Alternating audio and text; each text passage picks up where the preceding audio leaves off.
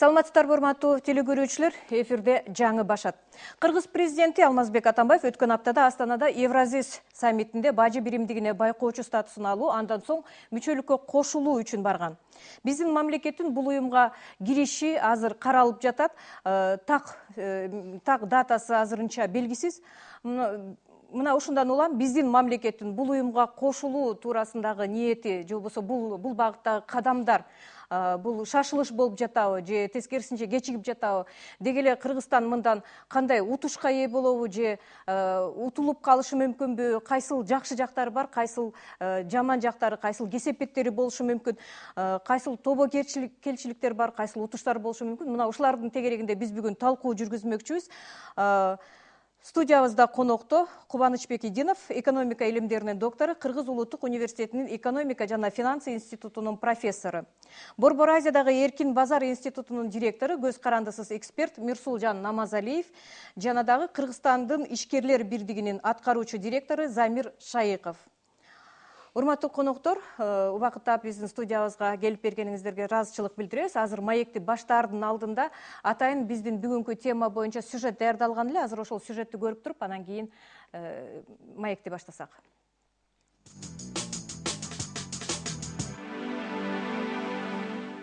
Бажы биримдигине кошулуу менен Кыргызстан кандай мүмкүнчүлүктөрдү алат жана эмне зыян тартат? Жалпы сүрөттөмө боюнча эң алгачкы мүмкүнчүлүк кыргыз-казак чек араларынын бажы постторунун жоюлушу. Россия Казакстанда иштеген эмгек мигранттарынын кыйынчылыктарынын жеңилдеши. Жергиликтүү тигүүчүлөрдүн экспорттук товарларынын жогорулашы жана бажы биримдигине мүчө өлкөлөргө айыл чарба продукцияларын экспорттоодогу бажы көзөмөлүнүн алынып салынышы. Болжолдуу түрдө төмөнкү терс жактары болушу мүмкүн. Алар азык-түлүккө баанын кымбатташы, Кытай товарларын алып келүүнүн кыскарышы, автоунаалардын кымбатташы, Дордой жана Кара Суу базарларындагы соода-саттыктын азайышы. Өкмөт саясий чечим кабыл алды киргенге. Бирок ал саясий чечим экономикалык кандайдыр бир изилдөө аркылуу негизделиш керек. Азыр ошол изилдөө жүргүзүлүп жатат. Ал изилдөө бүткүл факторлор, ошол терс, оң факторлордун баарын бир модельге салып, ошол модельдин жыйынтыгы кандай болот, ошол жыйынтык аркылуу анан чечимдердин баары кабыл алынат. Бажы союзга киргенден кийин биздин экономикабыз абдан тескин бир түрткүч алат да. Түрткүч алып, мына экономикабыздын көлөмү 2 эсе 3 эсе өсүп, ошонун эсебинен бюджетибизге 3 эсе 4 эсе акча келип, пенсиябыз көбөйүп, орто айлык көбөйүп, ушу жанагы Казакстан менен Россиянын пенсиясына, айлыгына кичине жакындайт да. Эми сөзсүз түрүндө ошо биз бажы биримдикке кириш керекпиз да. Учурда мамлекеттер ортосунда сүйлөшүүлөр жүрүп жатат. Бирок Кыргызстан 2015-жылы бажы биримдигине толук кошулуп калышы мүмкүн. Бул туурасында жакында Казакстандын президенти Нурсултан Назарбаев Астана шаарындагы Россия-Кыргызстан президенттеринин расмий жолугушууларынан кийин билдирүү жасады. Эми Кыргызстан бажы биримдигине кошулуш керекпи же жокпу? Акыркы чекитти коюучу мезгил келип жетти.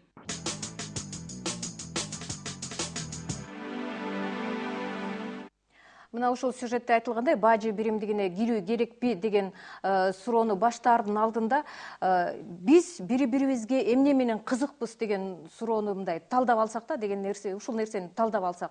Мисалы үчүн бажы союзуна кирүү Кыргызстан үчүн эмнеси менен кызык, Кубанычбек мырза? Келечегибиз ачылат да. Биз мындай быкчыбөлө бир же орунда болуп калып атпайбыз, баары кетип арабөк болупчу. Азыр болсо жана ааламда аш болуп атпайбы, ошонун ортосунда баары бир мындай союз болуп кетиш керек да. Ошон үчүн биз кенен жол ачылат келечегибизге. Мирсулжан мырза, Кыргызстан ошо бажы союзундагы мамлекеттер үчүн эмнеси менен кызык? Менин оюмча анчалык деле экономикалык кызыкчылыгы жок. Өздөрү дагы таппай атат Кыргызстандын эмнеге мынчалык кереги бар экендиги. Бирок Кыргызстан аркылуу Тажикстанды дагы союзга киргизүүсү менен кызык болушу мүмкүн. Экинчиси, банки заттарды трафик боюнча контролдоого алардын кызыктары күчөшү мүмкүн. Кыргызстандын территориясына кандайдыр бир көбүрөөк ээ болгондуктан. Андыктан кызыкчылыктар бул көпчүлүк учурда экономикалык эмес. Булар кайсы бир коопсуздук жана ошол эле учурда ушундай бир өздөрүнүн демилгесин мындан дагы кеңейтип, мурдагы балким ошол эле Советтер Союзунун территориясын кайрадан колдоруна алганга кызыктар болушу мүмкүн. Урматтуу телекөрүүчүлөр, сиздер дагы биздин талкууга кошулсаңыздар болот. Студияда түз телефондор иштеп жатат. Мына ошол телефондор аркылуу сиздер бүгүнкү биздин тема боюнча суроолоруңуздар болсо же пикириңиздер болсо телефон чалып үн кошсоңуздар болот.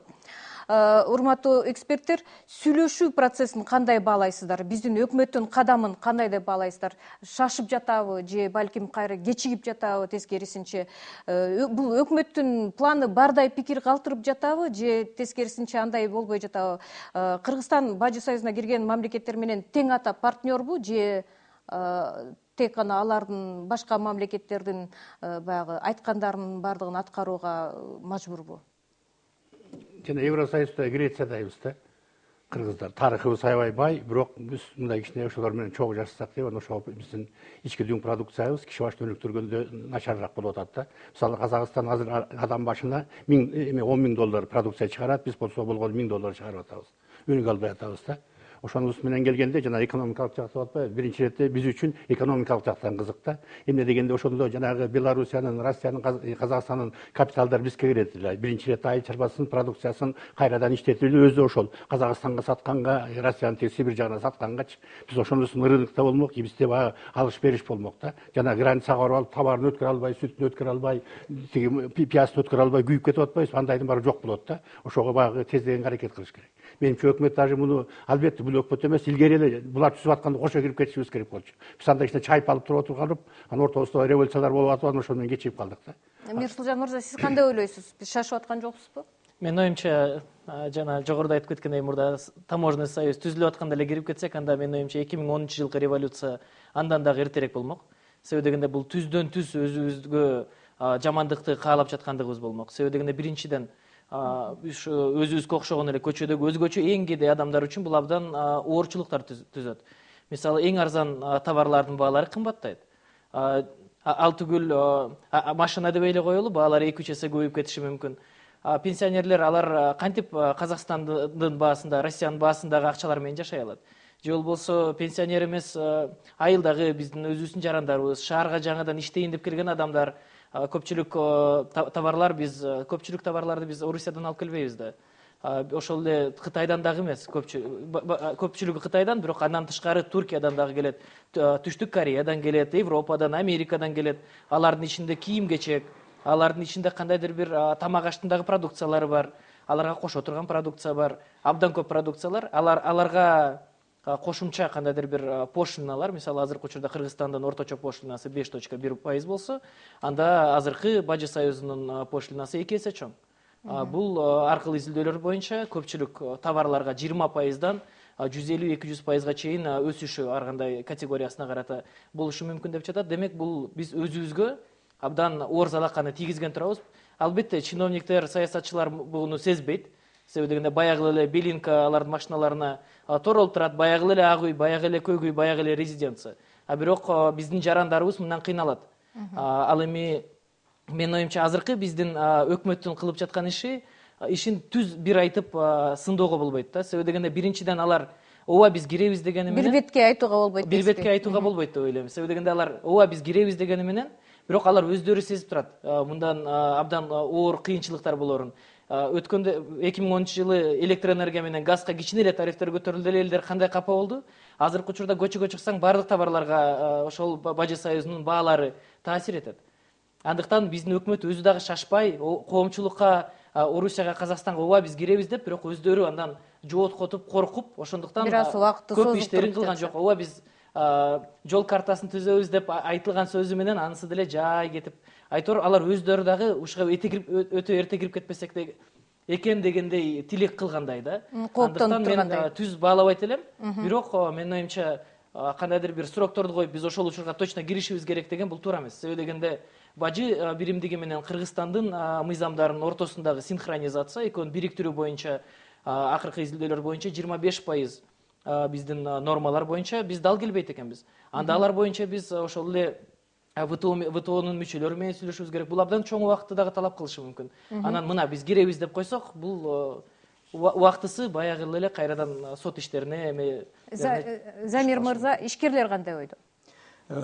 Ишкерлердин арасында каршы чыккандар да бар, аны бул решенияны колдогондор да бар. Момундай бир тараптуу азыр бир ой бар деп дегенден алысмын. Негизи биздин позиция эмне болуп атат, бул таможня союзга кире тургандан булган кылдаттык менен кириш керек, шашпай кириш керек. Ошон үчүн биз ар бир жыйындарда өкмөткө да айтып атабыз, кээ бир секторлорго сөзсүз түрдө преференция сураш керек. Мисалы үчүн ошол эле Россия ВТОга кирип атканда дагы өзүнө бир преференцияларды алып, ошонун негизинде кирди да. Анан биз дагы мисалы үчүн ВТОга деле убагында эрте кирип алып, мына Кытайдын товарлары, арзан товарлар бизге кирип, биз көптөгөн өндүрүштөрдү жоготуп алдык. Ошон үчүн бул жерде кылдаттык менен мына азыр дорожный карта деп атабыз. Дорожный картаны дагы изилдеп, мындай взвешенный бир неме менен, решение менен киришибиз керек да бул. Рахмат. Кыргызстандын кайсыл тармагында өсүү болушу мүмкүн? Мисалы үчүн Бажы союзуна киргенден кийинчи кайсыл тармагында өсүү болушу мүмкүн, дагы кайсыл тармагы сөзсүз жоготууларга учурайт? Эң өсө турганы башта берейин да. Эң өсө турганы жана айыл чарба продукцияларын биринчи переработка кылуу да. Биздики ошол сырье боюнча кетип, чийкойдон кетип атпайбы? Ошол эсебинен биз чын-чынына келгенде аябай көп жоготуп атабыз да. Бизде 65% эл ошо айыл чарбасында жашашат, айыл жерлеринде. Иштеген чыгарган продукциясы ВВПнын 20% болуп атат эле. Ошонун деңгээли бир 2 эсе 3 эсе жөнөдө өсөт да айыл чарбасыныкы. Аны переработка кылып туруп, убара кылбай ошол Россияга, кайра Казакстанга сата беребиз. Себеби бизде чыккан нерселер аларда жок да. Бул биринчи өсө турган нерсе. Экинчи өсө турган нерсе бизге инвестиция көптү, биз инвестиция келбей атат, климат дегенде болуп атат, деп эле ошентип атпайбызбы? Инвестиция түз келе баштайт. Себеби тилер уже көрүп турат, ал өздөрүнүн акчасы даяр болсо зачем да чогуу түсөлү деп эле алып келип Кыргызстанга. Бул жерден помидорду иштетели, бул жерден эт иштетели, колбасаны бу жерден чыгаралы, сүттү бу жерден чыгаралы, биз алып кетебиз деп алып кете беришет да. Ошо эки жагынан тең пайда болот. Ошол жагынан келген инвестиция жогону дегенде 2-3 эсе көбөйөт. Жана ким кече күнү Акенеев аябай жакшы айтты. Жогону дегенде 1,5 миллиард доллар бюджетке түшө турган акчаны биз ошол курулуштан алсак болот. Үчүнчү чоң нерсе бизде жана коррупция деген, чек арада иштей коррупция.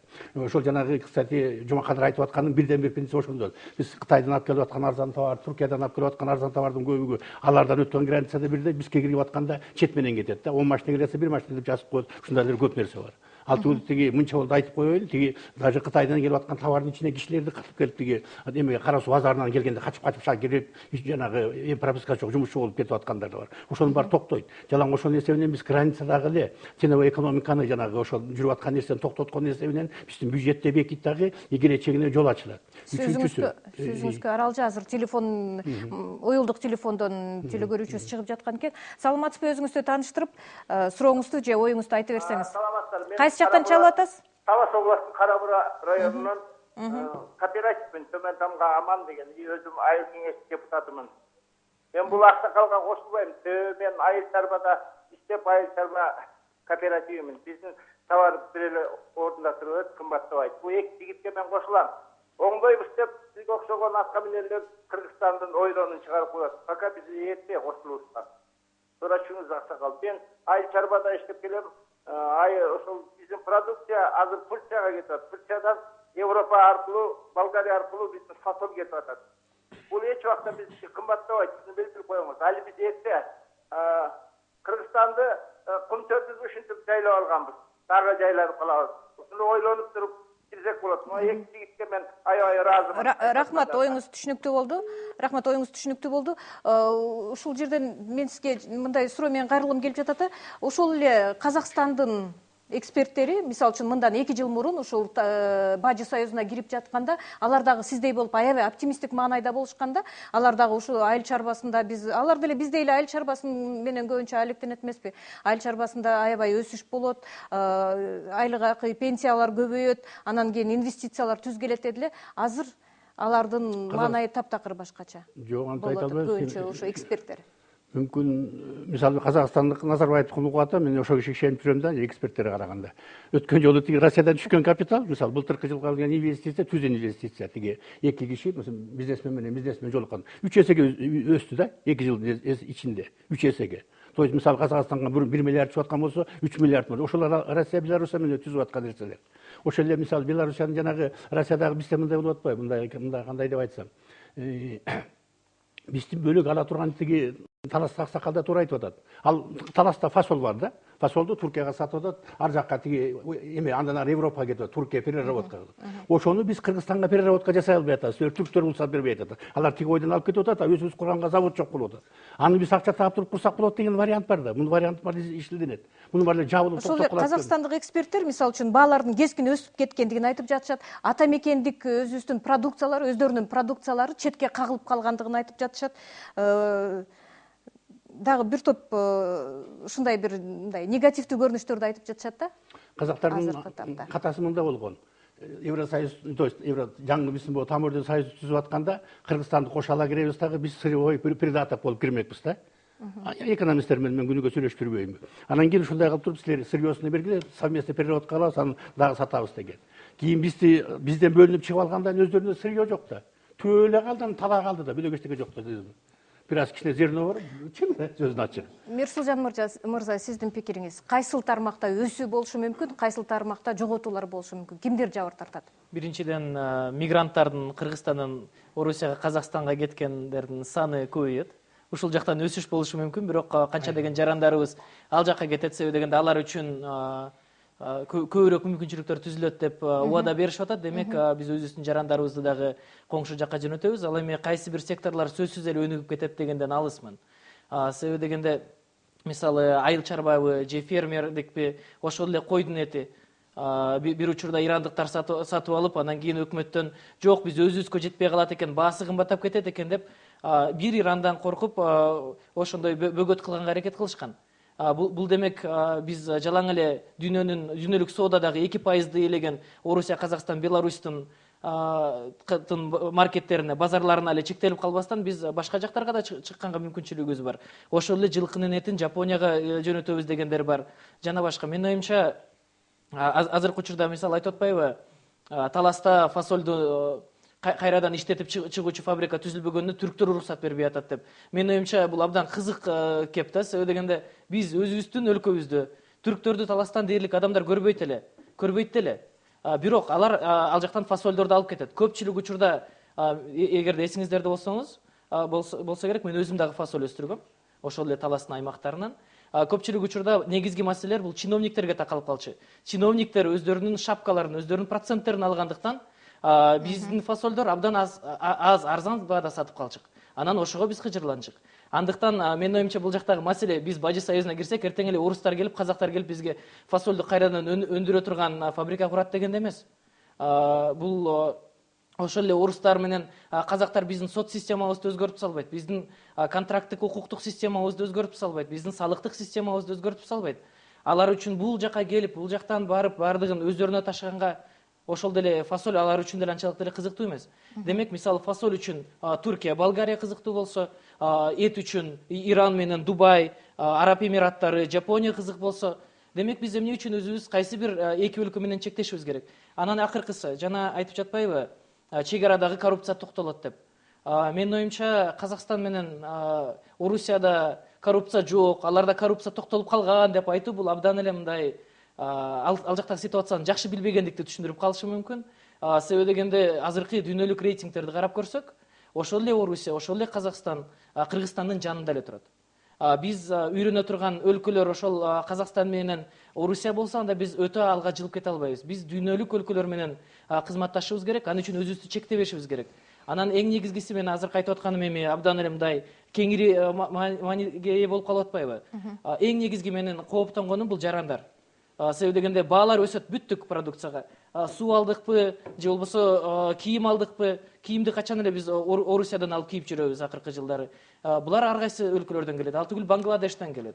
Аларга тоскоолдук кылып, бир кийимди 1000 сомго ала турган болсок, аны эмне үчүн мен 2000 сомго уратышым керек? Ал эми жөнөкөй продукциялар жана башкалар, менин оюмча, абдан чоң оордуктарды алып келет да. Демек, эгерде бул жөнөкөй жарандардын чөнтөгүнө абдан чоң залакасын тийгизсе, демек ал жарандар өздөрүнүн акчасын үнөмдөй албай калат. Алар өздөрүнүн үнөмдөлгөн акчасына бизнестерди куруп, иштерин кыла албай калат. Ал эми ишкерлер болсо ошол эле сырьё деп коет. Ар кандай материалдар, мисалы ошол эле швейниктер, ошол эле Кытайдан, Түркиядан ар кандай текстилдерди алып келип, бул жактан жасашып туруп, анан жөнөтүшүп жатат.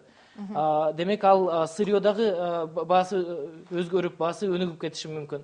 Андыктан бул ишкерлерге дагы оор залакасын тийгизиши мүмкүн. Демек ишкерлердин да пикирин угуп койсок, ишкерлер кандай ойлойсуздар? Кимдер эң ириде жабыр тартышы Муну мүмкүн? бир нерсени ачык айтып коюш керек. Бүгүн таможенный союз иштеп атат. Кыргызстандын основной торговый партнерлору бул Россия менен Казакстан. Мен эмне үчүн айтып атам? Таможенный союздун правилалары бүгүн иштеп атат дегенде мына акыркы убактарда сүт өткөрүү боюнча канча деген проблемалар чыгып атат. Андан мурун мисалы үчүн Казакстан биздин кондитерлик изделияларга таможенный пошлинаны 49% чейин коюп койду. Бул чечкин түрдө биздин Казакстанга болгон экспортты кыскартып салды. Демек, бул жерде бул даже ушундай темп менен болсо бул даже бүчүшү мүмкүн. Ошон үчүн мен эмне үчүн башында айтып кеттим, акылдатып менен мамиле кылышыбыз керек депчи. Биз Кыргызстан өзүбүз ушул аймакта болгондон кийин биз албетте интеграционный процесстен өзүнчө кете албайбыз. Биз каалайбызбы, каалабайбызбы? Эгер биздин өзүбүздүн өндүрүштү өнүктүрөлү десек, кааласак да каалабасак да бул процесстин ичинде болобуз. Бул албетте биринчи суроого жооп. Экинчиси, сиз ким жабыр тартат деп атасыз. Жабыр тарткандан албетте бул жанагы Кыргызстандын экономикасы билесиз көбүнчөсү реэкспорттон келет да. Ошол реэкспорт кылган адамдар, ошол жердеги ишкерлер албетте жабыр тартат. Бирок ошол эле убакта биз эмне кылышыбыз керек? Кыргызстан экономиканы переформатирование кылышыбыз керек да. Ошону эртерээк ойлонуп, мына ошол жерде 100 миң деген кишилер иштеп атат. Ошолорду биз кантип аларга иш менен камсыз кылышыбыз керек? Биз ошону ойлонушубуз керек. Ошондой чечимдерди жыйынтыкка келгенден кийин акырын-акырында, мисалы үчүн дорожный карта деп атабыз, баардыгын учитывать этишибиз керек. Азыр бизге байланышка чыккан телегөрүүчүбүз бар экен. Саламатсызбы? Өзүңүздү тааныштырып, сурооңузду же оюңузду айта берсеңиз. Саламатсыздарбы? Саламатсызбы? Кайсы жактан чалып атасыз? Шлек шаарынан. Биз Дордойдо иштейт элек, бир местага. И биринчи суроом, эмне үчүн таможенный союзга киргиздиңиздер Дордойду? Экинчи суроом, биз бир местага 2000-ден беребиз. Эмне үчүн? Бир айда жакшы соода болбойбу? Местага 2000 беребиз да? Ошол жооп берип койсоңуз. Дордойдун бул жерде эми Дордойдун жанагы орунга төлөгөндүгү боюнча туура эмесирээк суроо болуп калды, бирок негизи эле Дордой туурасында сөз кылсак, бул маселени талкуулоодо эң ириде албетте Дордой базары менен Орто Азиядагы ири базарлар болгон Дордой базары менен Кара Суу базары туурасында элдер көп айтышат да. Ошол Дордой базары жабыркап калышы мүмкүн, Кара Суу базары жабыркап калышы мүмкүн деп. Деги эле ушул базарлардын тагдыры кандай болушу мүмкүн? Бул жерден мисалы үчүн жогорку кеңештин депутаты Ыргал Кадралиева айтып жатат, Кыргызстан Бажы союзуна кирсе 700 миң адам ишсиз калат депчи. Ушул базарлардан нан таап жаткан адамдардын тагдыры кандай болот? Барта берейин. Биринчиден мындай болот да, менин оюмча эмес, бул жалпы эле мындай дүйнөдө болуп аткан нерсе. Мексика, США, Канада дагы таможенный союз. Үчөө тең Всемирный торговый организациясына мүчөбүз. Бизде мына Россия кирди жакында. Жакында Казакстан кирет, ФТОго. Белоруссия кирет. ФТОго баары жүрүп отуруп кирет. То есть, жана биз 10% менен орточо алып келип аткан продукцияны биз негизинен ошо Дордой менен Кара Суудан реэкспорт менен абдан туура айтып атат экен. Реэкспорт кылып, то есть алып келип берден тигип туруп, тияка сатып атабыз. 10% менен алсак ары карай менен кете берет да. Тиги средний 10% деп айтып атам да. Мисалы, таможенный пошлина. Ошо таможенный пошлина где-то 15%ке может көтөрүлөт да. 1,5 эсеге деп койчу, 50%ке көтөрүлгөн деп. Ошого жараша эле баанын баары көтөрүлүп кетет деген туура эмес, ишсиз калат деген туура эмес, сата албай калат деп ойлоп атат. Продукциянын качествосы жакшы болсо алып кете берет. Себеби Кыргызстандын Кудай кесир кылбасын бүгүн кийим тиккен кыздарныкы уже тиги эмеге Россия эмес Америкага биздин сез Бишкектен алып түпө-түз ошо алып кетип атпайбы? Жана таза шерсттен жасалган, таза хлопоттон жасалган заказ менен ошол жерден тиктирип эле ошол ойдон целиком алып кетип. Бул өзү барысы биздин иштеген ишибизге качествосуна наоборот шарт түзөт да, мүмкүнчүлүк түзөт. И ошол эле швейный фабриканын ичиндеги, Дордойдун ичинде андай тенебой болуп жаткан нерсе жок. Алардыкы просто эле коркону биз реэкспорттон таап аткан акчабызды ошону жоготобуз деп ойлоп атабыз.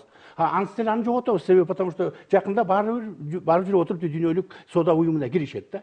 Ал биз эле ошону продукцияны ала берсе болот. Уже качество үчүн күрөшүп калабыз, ошондо жантырашып конкурентная способность деп. Анан биздин жарандар жөнүндө дагы биздин бактыбыз бар экен. Ошол жакта Казакстан, ар жагында Россия бар үчүн. Ошол жакта рынок бар. Жана 1 миллион киши ошол жакта иштеп, жанын багып калган бизге 2 миллиард жыл сайын долларды ошолор берип атпайбы? Алар жок болсо биз ушул жерде Бишкекке батпай калбадык бүгүнкү күндө өзүбүз. Себеби айында иштей турган киши жок. Барыбыз келдик, ушул жерде эле Ош базарынан алып келип алам един алып барып борборго сатып ушул жерде тем-теңдеп жүрүп атпайбызбы? Анан кийин ошондой шартта наоборот биздики өзүнүн гражданы бол, ошол Казакстандын гражданындай, Россиянын гражданындай, Беларусьтун гражданы свободно барып иштеп келе бербейт да. Аларда уже тиги паспорт режим, тиги режим деген жок, кете берип атпайбы, жол ачылып атпайбы кенен. Азыр бизге байланышка чыккан телекөрүүчүбүз бар экен. Саламатсызбы? Өзүңүздү тааныштырып, сурооңузду же оюңузду айта берсеңиз. Саламатсыздарбы? Кайсы жактан чалып атасыз? Мен Аксыдан звонок кылып атам. Мен ушул ортоңку жигитке суроо берейин дедим эле. Биз качанга чейин ушинтип талашып, тартышып, ушул убалга чейин жүрө беребиз. Качан Кыргызстан болот? Мен сага ийим суроо берейин дедим эле. Мына жаңадан бери сүйлөп атасың. Ушу таможенный союз боюнча. Эгер силер макул десеңер, да, бир ынтымакка келип, Кыргызстанды канткенде оңдой чыгат. Каяктагы кур сөздөрдү сүйлөп отуруп. Ошо канткенде оңдойбуз деген маселени тегерегинде талкуу жүргүзүп жатабыз. Мен жооп берип коеюн да. Мен ошо иниме суроо берет элем да. Жаш экенсиң. Мына эгер сен ушундай бир кызматка барып калсаң, Кыргызстанга канткенде оңдойбуз, канткенде Кыргызстан оңголот. Мен ушу ортоңку жигитке суроо берейин дедим.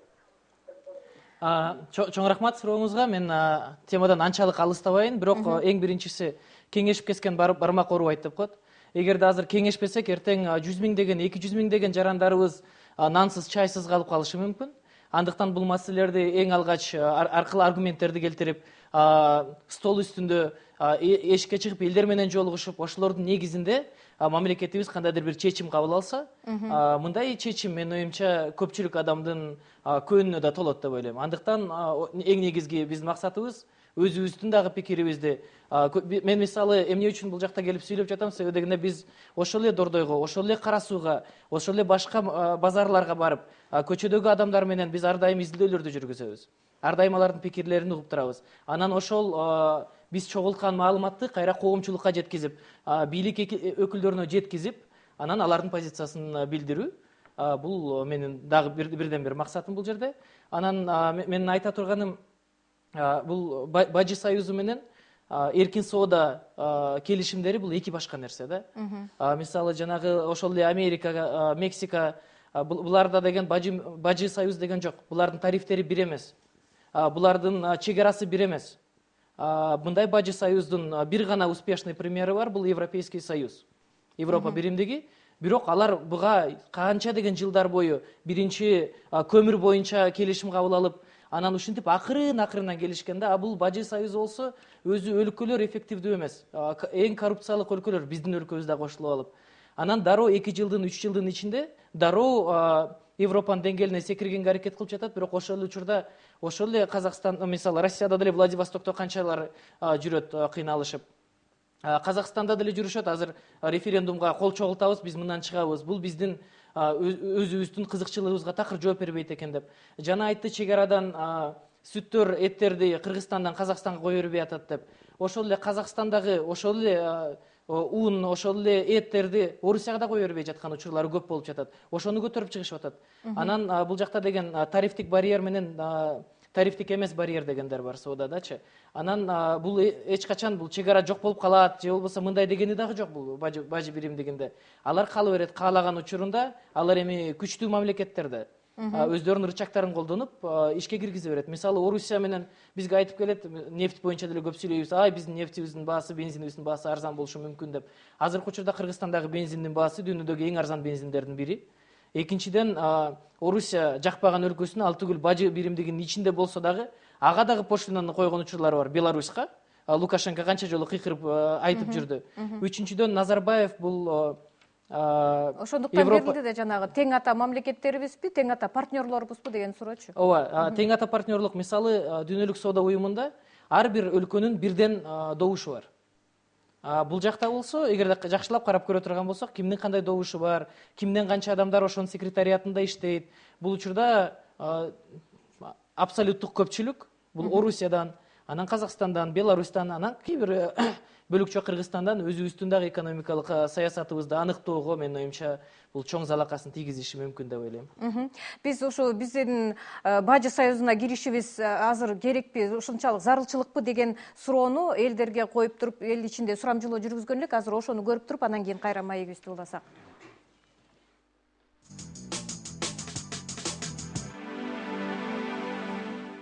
Орусқа негізі жақынбыз да. Қытай менен биздин эме салакабыз болгон окшобой атат да. Biz girmesek болбой калды, киришибиз керек.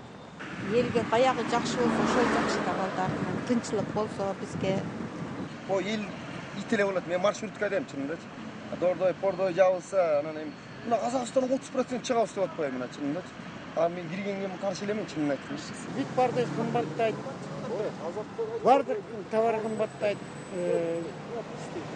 Бизге бунун кереги деле жок.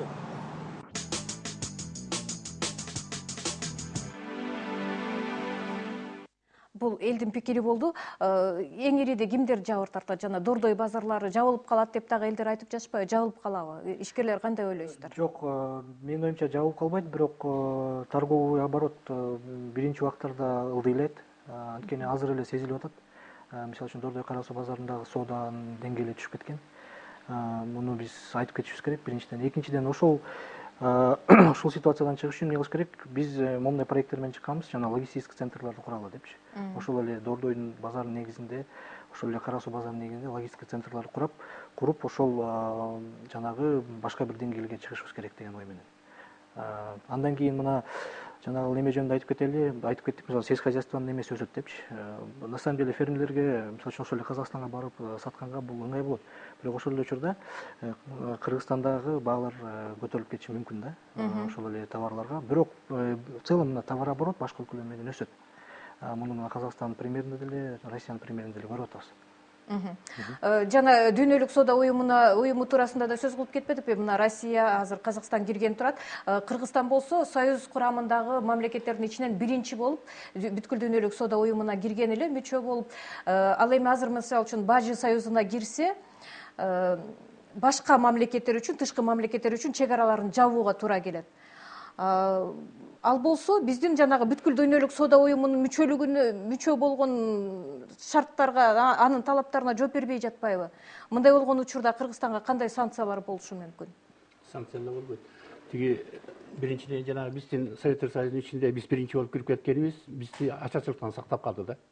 Тамак аштын баарын арзанбы Кытайдан алып келдик, Туркиядан алып келдик, Индиядан тартып, Европадан тартып баары келе баштабады. Кийимге чектүү булардын барсын. То есть эми азыр кандай болду мындан ары? Азыр бир аз кыйбаттайт деген туура. Кыйбаттайт бир аз. Бирок ошо кыйбаттаганга жараша биз мисалы өзүбүздүн этибизди Иранга сатып ийип Кытайдын этин жеп калбадыкпы?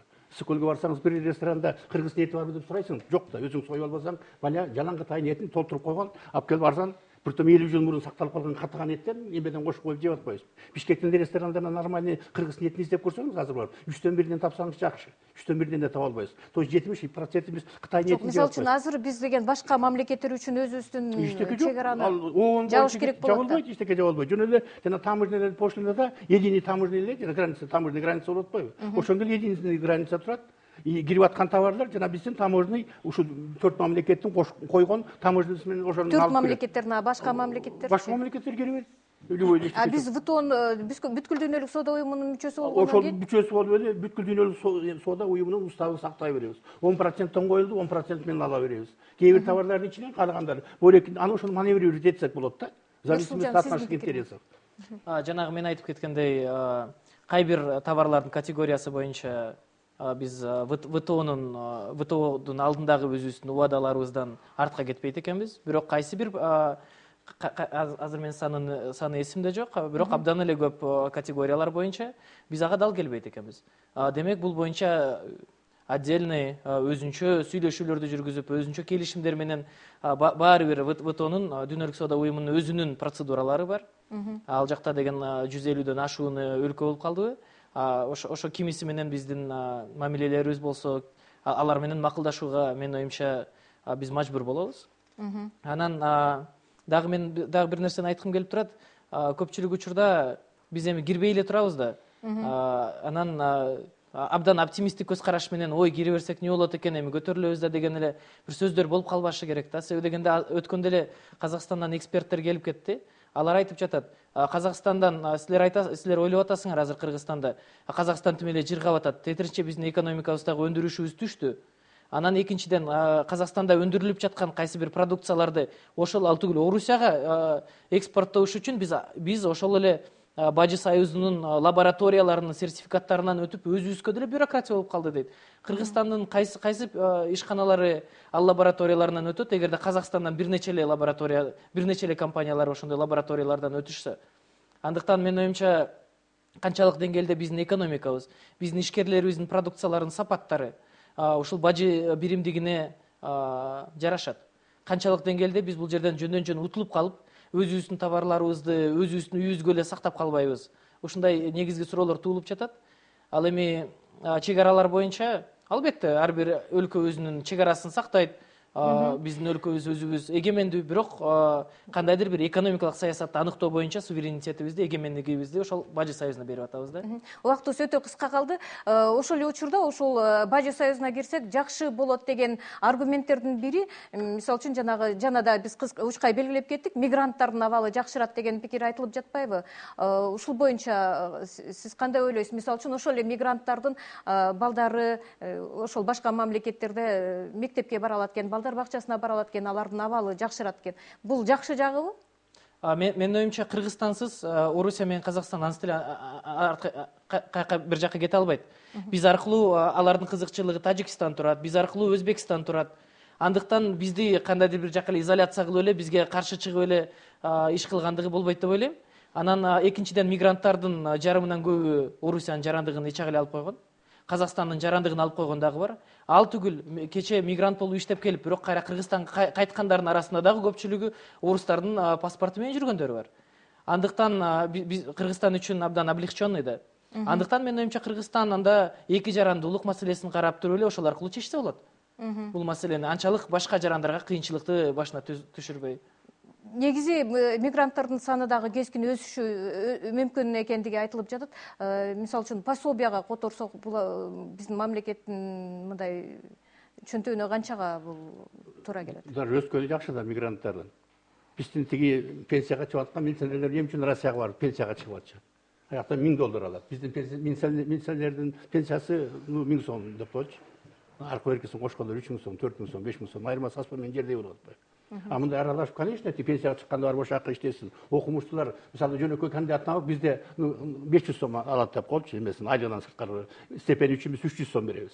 Мамлекет эсебинен, за то, что кандидатын алып. Россияга барып кандидатын алсаң $300 аласың. Жетиги Казакстанга барсаң $500 алат. Алар кетип атпайбы? Ошондой кадрлар алмаша берет да. Бул жерде жанагы тиги өзүбүздүн үйүбүз тиги деп отурбай, денен чономда баскан турган денем болосуң да. Бүгүн кааласаң учуп кет, эртең Владивостокко. Бир суу бакка учуп бар дегендей болуп берет. Биздин азыр убактыбыз өтө тар болуп жатат, өтө аз убактыбыз калды.